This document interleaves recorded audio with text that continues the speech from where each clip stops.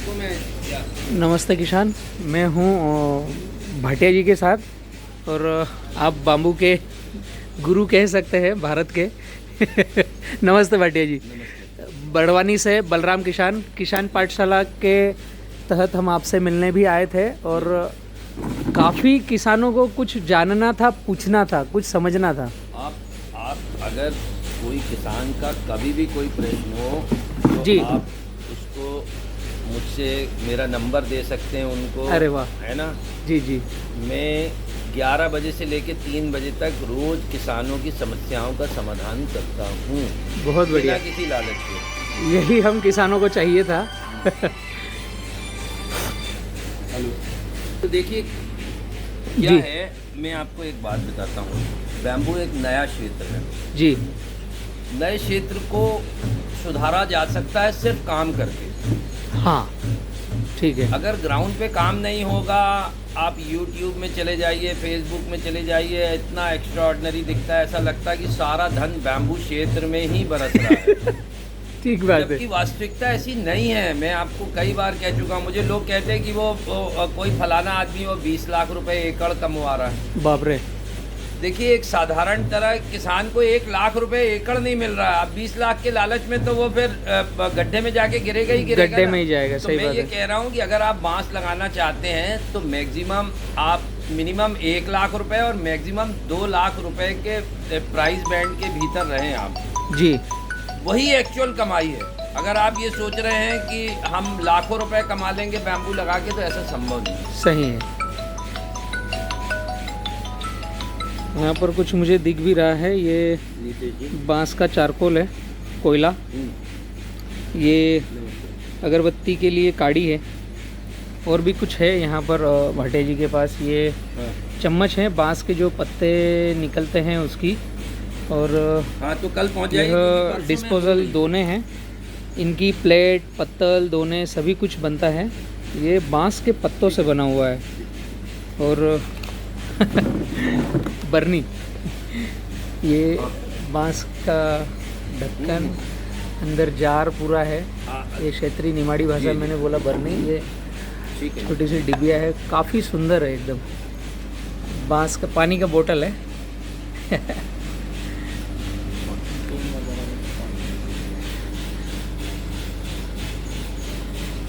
सभी किसानों का अल्टीमेट लास्ट में भाटिया जी एक ही क्वेश्चन बचता है कि हम कौन सी वैरायटी लगाएं, और उसके साथ साथ दूसरा प्रश्न आता है कि हम इसे बेचेंगे कहाँ पर। देखिए, मेरे दूसरे YouTube चैनलों में भी जो मेरे इंटरव्यू हैं जी। या मेरा वो है, उसमें मैंने एक ही बात कही है जी। कि जो दूध पैदा करता है हाँ वो मलाई नहीं खाता है, जो दूध उबालता है वही मलाई खाता है। बराबर बात है। तो अगर आपको मलाई नहीं खानी है, हाँ तो आप घर घर दूध बेचते रहिए, कोई फर्क नहीं पड़ता है। आप देखिए, जो दूध पैदा करता है वो घर घर बेचता है। ठीक बात और है। जो दूध को उबाल के मिठाई बनाता है, मलाई तो वही खाता है ना। सही आपने बात है। कभी हलवाई को देखा कि आपके घर में आके मिठाई दे रहा है? नहीं दे। सही है। तो मैं यही चाहता हूँ कि किसान जो अगर मान लो अपने यहाँ पे बैम्बू लगा रहा है, तो कुछ ना कुछ उद्देश्य के साथ बैम्बू लगाए और एक छोटा सा उद्योग वहाँ पे लगाए। ठीक है। आपको मैं एक बात बता दूं, बांस लगाने के बाद आदमी में खेत में काम करने के लिए कोई काम नहीं बचता है। हाँ, अभी विजिट भी zero किया तो maintenance देखा free कुछ है। काम नहीं है। क्या करेगा आप मुझे ये बताइए। 10 एकड़ जमीन है, 10 एकड़ में बांस लगा लिया, हाँ। 365 दिन फ्री हो गया वो। ये बड़ी अच्छी बात है। आप मुझे ये हाँ। बताइए ना। और आपको देखिए, जो गेहूं, धान, इसके भी जो किसान हैं, हाँ। साल में मैक्सिमम 60-65 दिन काम करते हैं। हाँ, अगर सही आप है। उनके वर्किंग डेज को अगर कैलकुलेट करो, हाँ 300 दिन जो आदमी खाली रहेगा, वो क्या मतलब एक्स्ट्रा अर्निंग करेगा। सही बात है। तो जब मैं फार्मर डबल इनकम में मध्य प्रदेश से अकेला मेंबर था, जी। तो मैंने यही बात कही थी प्रधानमंत्री जी से जी कि हर किसान के खेत में एक छोटा उद्योग होना चाहिए, जिसमें वो बचे हुए 300 दिन में वो काम कर सके। जी। देखिए, मैं आपको एक बात बताऊं, जो जो निचला वर्ग है गांव का, हाँ। वो तो किसी के भी खेत में काम कर लेता है। हाँ बड़े वर्ग को ज़रूरत नहीं है। मध्यम वर्ग शर्म के मारे जो है ना दूसरे के खेत में काम करने नहीं जा सकता। हाँ, पैसे की आवश्यकता उसको भी है, उसको बहुत जरूरत है, सही परंतु है। अगर वो अपने खेत में एक अगर छोटा उद्योग कर ले तो उसके घर के लोग वहाँ काम कर सकते हैं। जी सही बात है ना, ये एक छोटा सा वो है।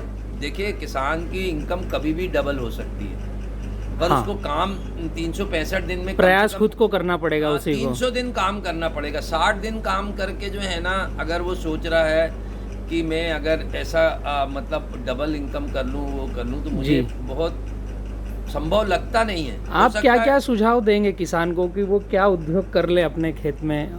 देखिए, मैं आपको एक बात बताऊं, बहुत छोटे छोटे बहुत सारे उद्योग हैं जो 10-20 लाख रुपए से लग सकते हैं बांस के। जी, परंतु हमको ये बात बांस लगाने के पहले तय करना पड़ेगा कि हमें कौन सा बांस लगाना है और उससे क्या करना है। ठीक बात है। आप ऐसा नहीं कर सकते कि 1 मंजिल बिल्डिंग की नींव बना के और फिर आप कहें कि मुझे इसमें 3 मंजिल बिल्डिंग बनानी है, वो तो क्रैश होने जैसा है। क्रैश हो जाएगी। जी, तो ये पहले तय करना पड़ेगा। अभी हमारे यहाँ पे बांस से लगभग 1500 वस्तुएं जो है निर्माण की जा सकती जी, है ना। 1500 वस्तुएं अगर निर्माण की जा सकती हैं तो 1500 में कहीं ना कहीं तो हमारी गुंजाइश बनती है ना। जी। हम ये क्यों चाहते हैं कि हम दूध दूसरे को दें और वो दूध उबाले और मलाई खाए? हम क्यों नहीं मलाई खाना चाहते? खुद ही अगर किसान कर रहा है तो वैल्यू एडिशन में उसका पैसा 4 गुना बनने वाला अब आप है। देखिए कि हम कहाँ से शुरू होते हैं। जी, हम अगरबत्ती स्टिक बनाते हैं, अगरबत्ती स्टिक को हम उपयोग करते हैं। अगरबत्ती में अगरबत्ती का कुछ वेस्ट डस्ट आती है, जी। उसको हम ग्राइंड करके अगरबत्ती में डालते हैं। जी, फिर कुछ और वेस्ट आता है, उसको हम चारकोल बनाते हैं। जी, चारकोल बनाने के बाद जो है हम चारकोल सोप बनाते हैं। इंडिया अच्छा। का सबसे पहला बैम्बू चारकोल सोप हमने बनाया। जी, हम बैम्बू के कॉस्मेटिक बनाते हैं। अगले 3-4 महीने के अंदर हम बैम्बू चारकोल टूथपेस्ट बनाने वाले हैं। अच्छा। हाँ, हम्म। हम कॉस्मेटिक में फेस मास्क, स्क्रबर बनाते हैं। आप चेन तो बढ़ाते जाइए ना, इतनी चेन है, कुछ कहने की बात नहीं। हमने बांस की पत्तियों पे रिसर्च किया, हम बांस की पत्तियां बेचते हैं। हम बांस की पत्तियों का बहुत सारा कारोबार करते हैं। आप ये देखिए, ये छोटी सी कटोरी है जी। इसकी कीमत 2 रुपए है। जी, ये हमारे जो बैम्बू की जो शीट निकलती है, हजारों कटोरियाँ हम बना सकते हैं। इसकी फुल प्लेट जो है लगभग 10 से 12 रुपए की बिकती है, वो भी हम बना सकते हैं। जैसे जैसे बैम्बू बड़ा होगा, हाँ। वैसे वैसे उसकी शीट बड़ी होती जाएगी। तो हम देखिए, बैम्बू का कोई भी हिस्सा वेस्ट नहीं जाता है। बराबर। हम हर एक चीज़ का उपयोग कर सकते हैं। हर चीज़ हमें पैसा देने के लिए तैयार है, हम लेने वाले बने। जी। ये सोचेंगे कि R&D कोई और करे और पैसा उनको मिले, ऐसा संभव नहीं है। कुछ ना कुछ R&D तो करनी ही पड़ेगी। खुद को एफर्ट लगाना ही खुद पड़ेगा। तो कुछ ना, बगैर होमवर्क किए परीक्षा देने जाओगे, फेल होना ही है आपको। फेल होना ही, ठीक बात है। देखिए, मैं आपको एक बात बताऊं, मैं हर आदमी से बोलता हूं, जी, आप दूसरे की कॉपी से नकल मत करिए, जी, अपना खुद अध्ययन करिए, क्योंकि आप अपनी जमीन को अगले 50 से 70 साल के लिए बुक करने जा रहे हैं। हाँ, अंधाधुंध काम सब्सिडी को लेके कि सब्सिडी मिल जाएगी या पौधे फ्री में मिल जाएंगे, ऐसा बिल्कुल मत। ये बहुत अभी माइंड में चल रहा है मैं कि आपको उद्योग बता डालने में रहा हूँ, सब्सिडी, पौधे में सब्सिडी। आप जब अपने लड़के का रिश्ता करने जाते हैं तो लड़की वालों की एक एक चीज की पूछ परख करते हैं, सारा ध्यान देते हैं। जी। पर जब आप अपने खेत में बैम्बू लगाते हैं हाँ। तो कोई पूछ परख नहीं करते हैं और बाद में 4 साल बाद रोते हैं कि हमारा बैम्बू कोई नहीं खरीद रहा। वो पहले करना चाहिए। इसलिए मैं क्या कह रहा हूँ, ये लड़के के रिश्ते बराबर जैसा काम है। आप कोई भी बैम्बू लगाइए, मुझे कोई मैं ये नहीं कहता हूँ कि आप ये बैम्बू लगाइए, पर मैं ये कह रहा हूँ कि अध्ययन करके बैम्बू लगाइए, ऐसे अंधाधुंध बैम्बू। एंड पॉइंट पहले तय करो, उस हिसाब से आप पौधा लगाओ। हाँ। ठीक बात है। बाम्बू में काफ़ी सारा सुनने में आ रहा था कि कपड़े बन रहे हैं, इथेनॉल बन रहा है और पेपर मिलें ले रही है, तो जी, बैम्बू का फर्स्ट रेवोल्यूशन हुआ 2003 में, जब चीन ने बांस को लकड़ी में कन्वर्ट कर दिया। अच्छा। ये लकड़ी जो बांस से बनाई हुई इंजीनियरिंग टिम्बर है। अच्छा। और इसका वजन आप उठा के देखेंगे ना तो ये लोहे से भी ज़्यादा वजनी है। एकदम ठोस है। और ये लकड़ी, आपने सुना होगा कि लकड़ी इधर पानी में नहीं डूबती है, हाँ, परंतु ये लकड़ी पानी में डूबती है। ये तो लोहा ही हो गया फिर। उसके हाँ। बाद सेकंड रेवोल्यूशन हुआ। हाँ सेकंड रेवोल्यूशन हुआ जब बांस को कपड़े में बदल दिया। अरे वाह। ये 2011 में हुआ। अच्छा, ये अपने भारत का ही है बना हुआ? नहीं। अच्छा, अभी हम बहुत दूर हैं। अभी भारत अभी थोड़ा हमारे पीछे है। दिल्ली बहुत दूर है। दिल्ली बहुत दूर है। हम जबलपुर में है, दिल्ली 1000 किलोमीटर है जी। थर्ड रेवोल्यूशन जो अभी स्टिल पेंडिंग है पाइपलाइन में, जिसको कह सकते हैं कि अच्छा। बैम्बू से एथनॉल की स्टोरी जो है ना, हाँ वो काम चल रहा है, पर कहीं पे अभी ऐसा सिग्निफिकेंट कोई प्लांट ऐसा हो जो एथनॉल निकाल के दे रहा हो, जो वो कर रहा, मुझे अभी नहीं समझ। अभी एथेनॉल प्रोजेक्ट में है।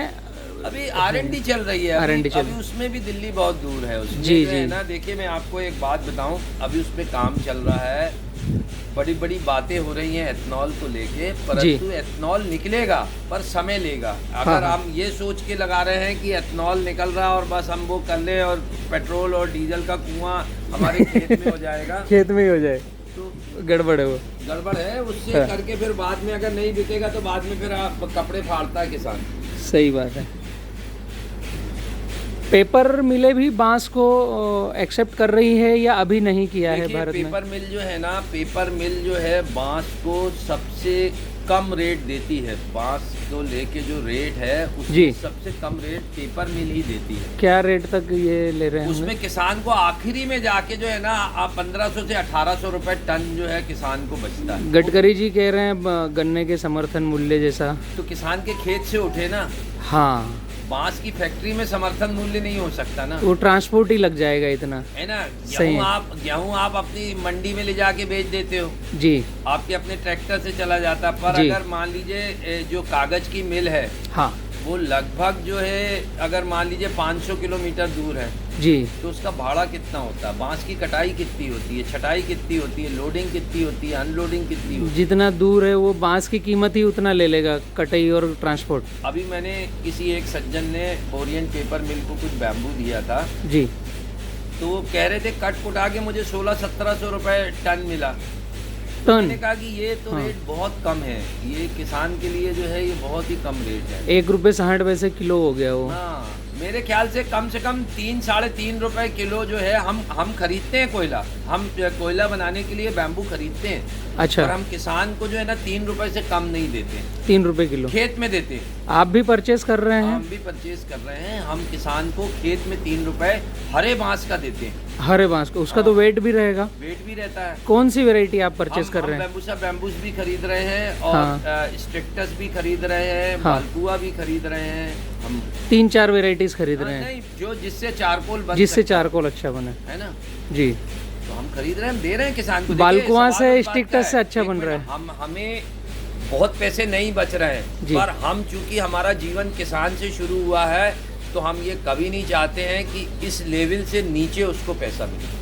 सही बात है। क्योंकि एक शुगर केन का जो एक इंडेक्स प्राइस है, उस प्राइस से नीचे हम कभी भी, हमें स्वीकार नहीं। हमारा काम बंद हो जाए तो हो जाए, पर हमें स्वीकार नहीं कि हम उससे नीचे जो है बहुत रेट बढ़िया, किसी किसान से। सही बात है। कम से कम ये तो होना ही चाहिए। नहीं, ये होना नहीं चाहिए। एक्चुअली क्या है, सरकार कोई गाइडलाइन बनाने के मालूम नहीं मुझे विचार में है कि नहीं है, क्योंकि बैम्बू को लेके अभी बहुत काम करना बाकी है। बहुत जी। सारी इंडस्ट्री आना बाकी है, बहुत सारे वो आने बाकी हैं। बहुत अभी दिल्ली जो है ना, मतलब वास्तव में जो है ना, बहुत दूर है।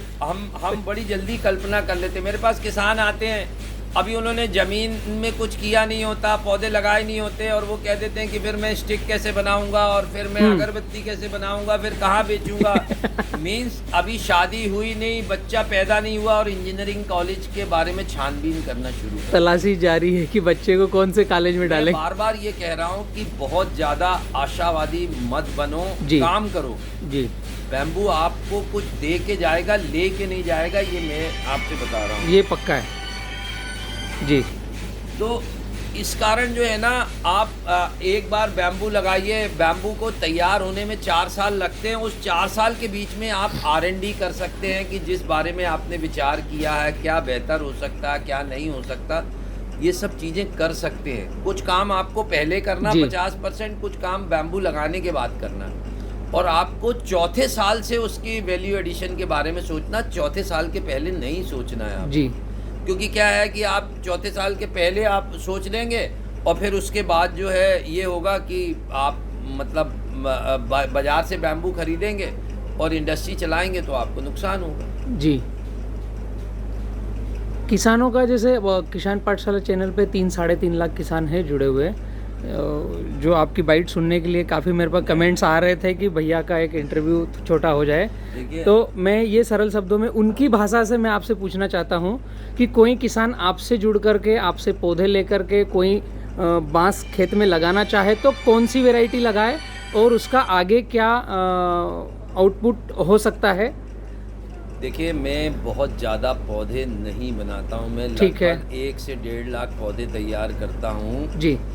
और वो भी पिछले साल। और मैं आपको एक बात बता दूँ, मेरे पास 98% पौधे जो हैं सीड बेस्ड पौधे होते हैं। ठीक बात है। मैं उसके बाद अगर कोई प्रक्रिया यूज़ करता हूँ तो मैं कटिंग करके क्लोनल पौधे तैयार करता हूँ। क्लोनल पौधे, ठीक बात है। मैं आपको ये बात भी कहना चाहता हूँ कि वास्तव में हमारे यहाँ पे विपरीत परिस्थितियों का टेम्परेचर रहता है जी। या तो हम 0 डिग्री पे चले जाते हैं या हम 47 डिग्री में चले जी। जाते हैं, बहुत सारा मतलब वो है जी। तो हमको जहाँ तक स्थायित्व का पौधों का मामला है तो मुझे लगता है कि सीड वाले पौधों में सबसे ज़्यादा स्थायित्व है, सबसे ज़्यादा सही लाइन वही है। और सबसे ज़्यादा एज अगर कोई पौधा अगर अपने जीवन में व्यतीत करता है तो वो सीड वाला है ना। ठीक है। तो मैं बहुत ज़्यादा पौधे बना नहीं सकता हूँ, मेरी मतलब क्षमता भी उतनी नहीं है, तो मैं बहुत सारे पौधे, मैं ये तो चाहता हूँ कि हर 100-150 किलो में क्यों नहीं एक नर्सरी बनाते किसान। सही है। मैं आप उनकी मदद करने को तैयार हूँ, ठीक है। मैं उनको पौधे देने के लिए तैयार हूँ, मैं उनकी बाकी व्यवस्थाएं करने को तैयार हूँ, गाइडलाइन मार्गदर्शन हमारा देने ये को तैयार है। मैं जब मतलब नॉर्मल जब मैं प्रधानमंत्री की टास्क फोर्स कमेटी में था तब मैंने उनसे कहा था कि हर 200-250 किलोमीटर में एक जीन बैंक होना चाहिए जी। और एक नर्सरी होनी चाहिए। जी। शासन के लिए मान लो ये संभव नहीं है तो ये किसानों के समूह को ये काम करना चाहिए। हाँ। क्योंकि कारण क्या है कि हर 150 किलोमीटर में क्लाइमेटिक जोन चेंज हो जाता है और वहाँ पे जो जीन बैंक जो डेवलप होता है, जैसे मान लीजिए कोई वैरायटी हमारे जोन में अच्छी चल रही है, ये जरूरी नहीं कि आपके जोन में भी अच्छी चले। ठीक बात है। तो हम ये कह रहे हैं कि आप अपना जीन बैंक डेवलप करिए और वहाँ पे वो करिए। ये तो मैं कह रहा हूँ कि हर चीज़ संभव नहीं है कि सरकार के लिए कि सरकार आपको करके दे जी, आपको भी आगे आना पड़ेगा। मैं ये कह रहा हूँ कि आप एक FPO बनाओ या कुछ ऐसा बनाओ, एक सहकारी समिति बनाओ, कुछ बनाओ, आप काम करो ना। मैं आपको बोल रहा हूँ कि मैं हर किसान को मैं 11 बजे से 3 बजे तक मुफ्त सलाह देता हूँ। कोई मेरे चार्जेस नहीं है जी। भगवान ने मुझे जितना चाहिए था उससे ज़्यादा दे दिया, इसलिए मुझे कोई लालच नहीं है, पैसे का लालच नहीं जी। मैं किसानों की आज भी मुफ्त में मदद करता हूँ जी। पर एक बात आपको ये ध्यान रखनी पड़ेगी कि जो भी पौधा आप लगाएं वो जेनेटिकली प्योर हो जी। अदरवाइज 5 साल बाद आपके पास कपड़े फाड़ने के अलावा और कोई चारा नहीं रहेगा। अगर आप किसी अनरिलायबल सोर्स से या किसी ऐसे उससे ले रहे हैं जिसका आपको पौधा नहीं एथेंटिक नहीं है, वहाँ पर गड़बड़ पहले उसका मदर प्लांट देखिए फिर पौधे की ओर दौड़िए जी। क्योंकि हो सकता है कि वो प्लांट हम आपको बता रहे हैं, हम पिछले 5 साल में मौजों पे काम कर रहे हैं। हाँ। हम 5 लाख रुपए का नुकसान खा चुके हैं, हम नहीं पैदा कर पाए।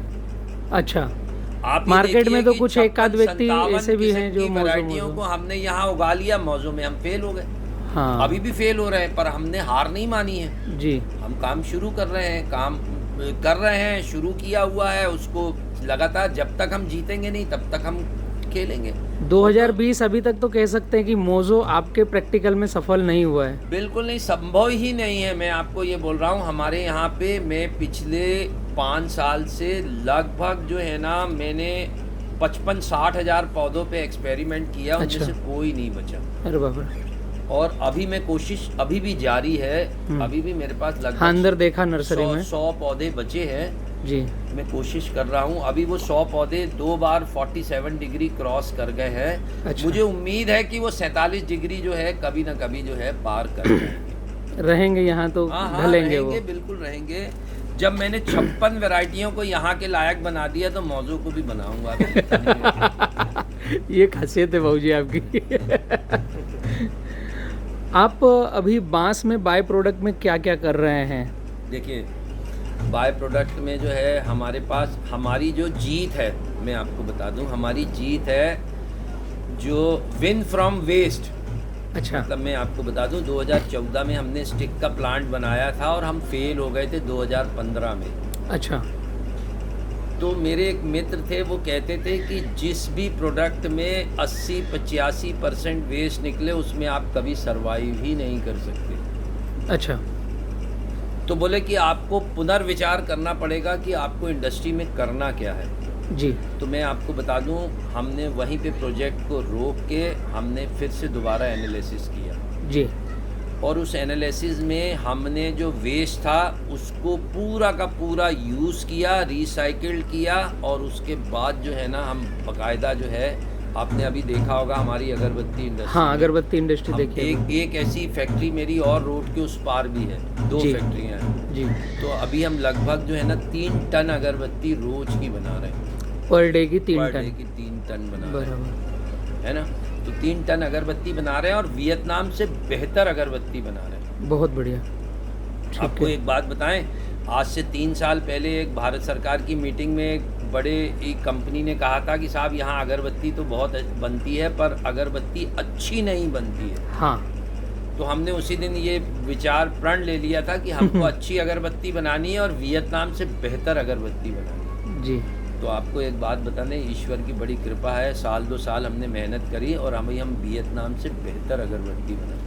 स्टिक भी यहीं आपके ही पास बन रही है? हम स्टिक बनाते हैं पर स्टिक हमारी जो है ना मुश्किल से हमारी जो है लगभग जो है 10% ही हम अपनी टोटल डिमांड का जो है 10%, क्योंकि अभी हमारे प्लांटेशन चालू नहीं हुए। हमारे को प्लांटेशन किए 4-5 साल हुए।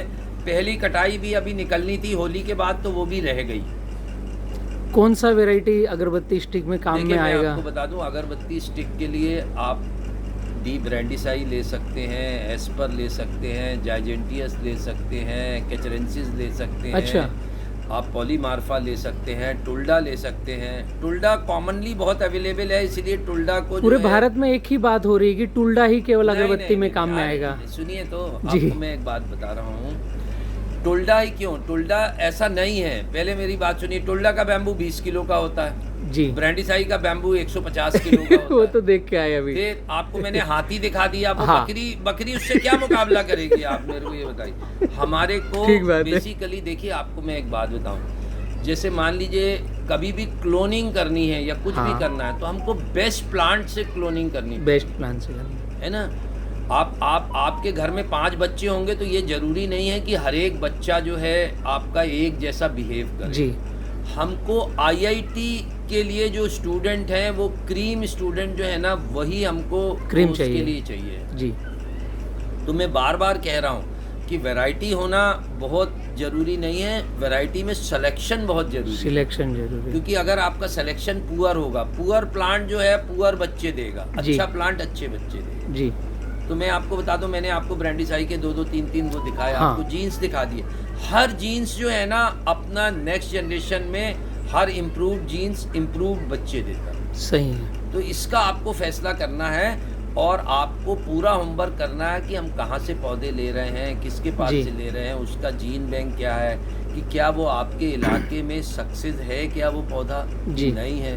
तो इस पे विचार करना पड़ेगा। बाबूजी इस पे वो आशीष के बारे में भैया, इस पे अभी काम हो चुका है इंडिया में या चल रहा है या अभी बाकी है? बहुत क्षणिक है। पहले एक बात मैं आपको बताता हूँ जी। इंडिया के बारे में। आपको इंडिया का जो हमारे यहाँ पे जो हम सेकंड लार्जेस्ट प्रोड्यूसर हैं बैम्बू के, उसमें जो है हमारा जो 90% बैम्बू है वो हमारा लोकल और फॉरेस्ट बेस्ड बैम्बू है जी। सिर्फ 10% बैम्बू जो हमारा वो है, जो नॉर्थ ईस्ट में अच्छा बैम्बू जिसको कह सकते हैं, जिसका वैल्यू एडिशन कर रहे हैं हम जी, वो बैम्बू में वहाँ पे इंडस्ट्री लगाने में अभी ना बहुत सारी रोडें भी अच्छी नहीं हैं, बहुत सारी इंसर्जेंसी के प्रॉब्लम हैं, कुछ बिजली की समस्याएं हैं, बहुत सारे ऐसे मतलब समस्याएं वहाँ पे हैं जो बैम्बू इंडस्ट्री को डेवलप नहीं होने दे रही जी। अगर हमको बैम्बू इंडस्ट्री डेवलप करनी है तो मध्य प्रदेश हमारे लिए बहुत अच्छी चॉइस है, महाराष्ट्र अच्छी चॉइस है, गुजरात अच्छी चॉइस है, यूपी, छत्तीसगढ़, उड़ीसा, बिहार, हर स्टेट अपने आप में है जहाँ अपने हो सकता हमारे को उस पे विचार करने की बजाय जो है हमें बेहतर ये है कि मान लीजिए कोई मध्य प्रदेश का उद्योगपति अब वो नॉर्थ ईस्ट नहीं जाना चाहता है, हाँ, तो भाई मध्य प्रदेश में काम करो। वहाँ के किसानों का भी भला होगा कि वो क्लस्टर नहीं, फार्मिंग से निकाल लेंगे। किसानों का भला होगा। और दूसरा सबसे बड़ी बात ये है कि आप पहले नॉर्थ ईस्ट से ढुलाई देखिए। हाँ, नॉर्थ ईस्ट से किसी भी आइटम की ढुलाई बॉम्बे तक की ज़्यादा महंगी है, चाइना से बॉम्बे तक की ढुलाई कम है। अरे बाप रे, ये बड़ी खासियत है। हाँ, तो हमको इस बात पे भी विचार करना पड़ेगा कि हमको कहाँ पे वो करना है। देखिए काम सब हो सकते हैं। अब आप मेरे को ये बताइए कि मान लो 10 रुपए के उसमें 15 रुपए आप ढुलाई दे रहे हैं आइटम में, तो उसकी वायबिलिटी तो खत्म हो गई ना। खत्म हो गई, और मार्केट को जबरन ढुलाई का पैसा देना है बाय प्रोडक्ट बनने के बाद। हाँ, तो इसलिए जो है ना, एक तो जीरो वेस्ट उस पर काम करना पड़ेगा आपको। जी, जीरो वेस्ट पे अगर आप काम नहीं करेंगे तो आपको जो है तकलीफ होगी बैम्बू में। जी। ये अगर इसकी बात करें कपड़े की, तो ये अभी शुरुआत हुआ ही नहीं है या हो चुका है भारत इसकी में? शुरुआत भारत में अभी कुछ लोगों ने इसके थ्रेड बुलवा के, चाइनीज़ थ्रेड बुलवा के यहाँ पे बनाने की कोशिश करी है। थोड़ा बहुत शुरुआत हो रही है, परंतु यहाँ पे फाइबर और थ्रेड कभी भी नहीं बना, अभी तक नहीं बना है। जी, क्योंकि इसके लिए बहुत मतलब सॉफ्ट के फाइबर के बैम्बू जो है वो लगते हैं। वो जो है हमारे यहाँ पे अभी उपलब्ध नहीं है। हमारे यहाँ के जो बैम्बू है, हम ट्रॉपिकल के बैम्बू हैं। जी, देखिए आपको एक बात समझना पड़ेगा, टेम्परेट का बैम्बू उतना मजबूत नहीं है, उतना हार्ड नहीं है। ट्रॉपिकल का बैम्बू मजबूत भी है, हार्ड भी है। जी, तो हम हर लड़ाई नहीं लड़ सकते। चाइना जो है टेम्परेट के क्लाइमेट का है, हाँ, तो उनके यहाँ बैम्बू सॉफ्ट पाया जाता है। हाँ, हमारे यहाँ बैम्बू को 47 डिग्री से गुजरना पड़ता है। जी। तो बैम्बू यहाँ हमारे यहाँ थोड़ा सा हार्ड हो जाता है चाइनीज़ बैम्बू के मुकाबले। ये फिर लकड़ी में ज़्यादा अच्छा उपयोग होगा, हार्ड रहेगा, तो डेंसिटी भी इसमें ज़्यादा होती होगी भारत के बाम्बू में। बहुत सारी चीज़ों में हम आगे हैं, है ना। हाँ। सिर्फ एक कपड़े को आप छोड़ दीजिए, बाकी चीज़ों में तो हमारी जीत है ही है ना। जी, तो लकड़ी का सेकंड उपयोग बांस है। अगर वो हार्डबोर्ड, प्लाईवुड और फर्नीचर में चले गया, इंडस्ट्री कोई बड़ा लग गया, तो इसमें सबसे बड़ी जीत रहेगी भारत के बाम्बू की। हाँ हाँ, बिल्कुल रहेगी। हम मैं आपको एक बात बता दें, इसीलिए जो है हम उनसे बेहतर हैं। जहाँ पे स्ट्रेंथ का मामला है, हम वहाँ उनसे बेहतर हैं। स्ट्रेंथ में हम आगे हैं। हाँ, ठीक हमारे बात है। बैम्बू की स्ट्रेंथ जो है, उनके अगर सेम प्रजाति वहाँ से अगर हम ले आएँ और लगा दें और यहाँ पे उसको एक्यूमुलेट कर लें, तो वो चाइनीज़ बैम्बू से ज़्यादा स्ट्रेंथ वाइज जो है ना वो आएगी। जी जी, आपके पास लगभग मैं समझता हूँ कि भारत सरकार से रिलेटेड आपसे भी गाइडलाइन लेते हैं और आपके पास सभी डेटा भी हैं, तो आगे किसानों को समझने के लिए क्या नया लॉन्च हो रहा है गवर्नमेंट तरफ से बाम्बू में? देखिए, अभी सरकार को इस बात का निर्णय लेना है कि नेशनल बैम्बू मिशन को कंटिन्यू करे या ना करे। अरे बाप रे, क्योंकि 31 मार्च 2021 को ये बैम्बू मिशन का मतलब जो 3 साल के लिए बनाया गया था वो खत्म होने वाला है। ठीक बात है। तो अब ये भारत सरकार को निर्णय लेना है कि वो मतलब ये बैम्बू को कितना प्रमोट करना चाहती है, क्या होना चाहती है। क्योंकि अभी जो है मतलब जो बैम्बू इंडस्ट्री थी उसके लिए मिनिस्ट्री ऑफ MSME ने जो है कमर कस ली है, KVIC ने कमर कस ली है। ये 2 बड़ी एजेंसियां जो हैं बैम्बू की इंडस्ट्री के लिए सामने आ रही हैं, परंतु बैम्बू लगाएगा कौन, ये भारत सरकार को ये बड़ा द्वंद्व ही है। किसान समझ रहे हैं खरीदेगा कौन। का समय आएगा। देखिए, अभी 31 मार्च को आने में अभी समय है जी। सरकार इतनी मतलब कई, चूंकि सरकार अभी पिछले 6 महीने कोविड से जूझ रही थी, हाँ। तो इसलिए हम हर एक चीज की उम्मीद नहीं कर सकते हैं कि सरकार सब काम छोड़ के मतलब इस काम के लिए। जी जी, सरकार की अपनी प्राथमिकताएं होती है, समय आने पे फैसला। ये पाइपलाइन में है लेकिन कोविड के कारण रुक गया है। सर, मैं आपको यही बोल रहा हूँ, मुझे अगर कोई सूचना होती तो मैं आपको अभी दे जी जी, है ना? ठीक बात है। बाबूजी, एक शब्दों में अगर बात करें हम, एक ही शब्द में, जहाँ तक मैं कुछ समझने की कोशिश कर रहा हूँ, आपसे भी निकलवाने की कोशिश कर रहा हूँ, लेकिन सारे किसान यही जानना चाहते हैं कि कौन सी प्रजाति लगाऊं और कब कौन खरीद लेगा। ये 2 शब्दों के उत्तर नहीं मिल रहे हैं कहीं पर। मैं आपको बिल्कुल ठीक बोल रहा हूँ। मैं किसी एक वैरायटी में नहीं जाना ठीक बात है। मैं ये चाहता हूँ फिर वहीं पे आ गया ना, बगैर होमवर्क दिए बगैर परीक्षा होमवर्क। देने जाना, फेल होने के आप 90% किसान बाबूजी ऐसे ही हैं कि वो हम आप जैसों पर आश्रित रहेंगे। आपको मैं एक बात बताऊं, कुछ इस देश में ऐसी वैरायटी हैं जिनका उपयोग बायोमास में किया जाता बायोमास में, है ना। ठीक है, वो वैरायटी आपने लगा ली है और अब आप कह रहे हैं कि इसका वैल्यू एडिशन करना, कैसे संभव है? संभव नहीं है। संभव नहीं है। आपको जी, पहले जी। ये करना चाहिए था, विचार लगाने से पहले करना चाहिए हाँ था। और मैं आपको बोल रहा हूँ, मैं पिछले 2012 से बांस पे काम कर रहा हूँ। हाँ, काफ़ी सबसे मेरे पास- पुराना अनुभव मुझे- आपका ही है। मुझे हमेशा मेरे फॉर्म पे 10, 5, 50, 100 लोग जो है ना, हमेशा वो करते हैं मेरे यहाँ विजिटर पे। रहते हैं। फॉरेस्ट्री के बच्चे आते हैं, Indian institute of forest management के बच्चे आते हैं, एनवायरनमेंट साइंस के बच्चे आते हैं, आर्किटेक्ट के बच्चे आते हैं, सब किस्म के लोग आते हैं। देखिए मैं आपको एक बात बताऊं, हमारा जो मोटो है ना, शेयरिंग ऑफ नॉलेज, जी वो हमारा फर्स्ट मोटो है। जी हमें हर एक चीज़ जो जानकारी हमको है, हमको दूसरों को देनी है। जी इसके लिए हम कोई पैसा चार्ज नहीं करते। जी। अगर आपको ऐसा लगता है कि आपको हमारी कहीं पे भी ज़रूरत है, अगर आप हमारे यहाँ आ सकते हैं तो ठीक है, नहीं आ जी, सकते तो टेलीफोन नंबर हमारा, बाबूजी आपका नंबर दीजिए ताकि सारे किसान आपसे संपर्क कर सकें। मेरा नंबर है 7566604002। जी फिर से रिपीट करता हाँ जी। हूँ, 7566604002। बहुत बढ़िया। ठीक है ना। कभी जी। भी आप 11 बजे से 3 बजे तक आप मुझसे संपर्क कर सकते हैं। ये समय जो है किसानों की समस्याओं के समाधान की। बहुत अच्छा। बहुत सारे किसान कुछ मिनी उद्योग के साथ चालू करना चाहेंगे तो वो भी आपसे संपर्क करेंगे, बिल्कुल, जैसे बिल्कुल। अगरबत्ती वाले ये तो संपर्क हमारी करेंगे। हमारी सेवाएं मुफ्त हैं। जी जो किसान जो चाहे, देखिए हम आपको एक बात बताएं, हम सिर्फ किसान के लिए फ्री हैं।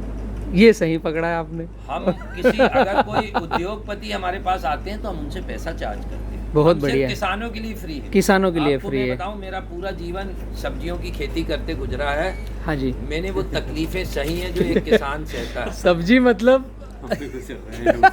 मैं आपको एक बात बताऊं, कई जी। बार ऐसा हुआ है कि हम अपना टमाटर मंडी में फेंक के आए हैं, जी। क्रेट खाली करके लाए हैं, वो पीड़ा आज तक मेरे में वो है। सही बताया आपने। तो मैं आपको एक बात बता दूं, मैं कभी ये बात नहीं करता। मुझे मालूम है किसान को पटरी से उतारना बहुत आसान है, पटरी में चढ़ाना बहुत चढ़ाने में तकलीफ है। तो मैं कभी ऐसा वो नहीं करता हूँ। किसान के लिए मुफ्त हूँ जी। इनको जब चाहे तो वो सलाह ले सकते हैं। उद्योगपति के लिए मैं फीस चार्ज करता हूँ। वो बनी हुई बात है, वही होना ठीक चाहिए। है ना? 2020 एक ऐसा समय आ गया है कि मेरे से भी काफ़ी किसान चर्चा करते हैं, आपसे भी करते ही होंगे। कोविड आया और फसलों की अगर बात करें, सोयाबीन गया, मक्का गया, काटन गया, मिर्च में वायरस, केले में वायरस, मतलब रुक गया है किसान। आगे करे क्या और ठहरे कहाँ पर। आपको मैं बहुत ही मतलब आश्चर्यजनक रूप से बताता हूँ, जी। 2010 से 2012 तक भी ऐसे ही हुआ था। हाँ सही बात है। और उस समय मैं ये विचार कर रहा था कि दुनिया में कौन सी ऐसी फसल है जिसको ईश्वर ने ऐसा बनाया था कि ओला, पाला, अतिवृष्टि, सूखा, इन सब चीज़ों से जो है प्रकृति में कोई ऐसी चीज़ तो होगी। हाँ, तो जिससे उस समय बचा इंटरनेट जा आ सके। गया था, तो मैं एक जगह इंटरनेट पे देख रहा था कि हिरोशिमा और नागासाकी में जब बम गिरा था अच्छा तो 300 किलोमीटर तक सब नष्ट हो गया था। जी।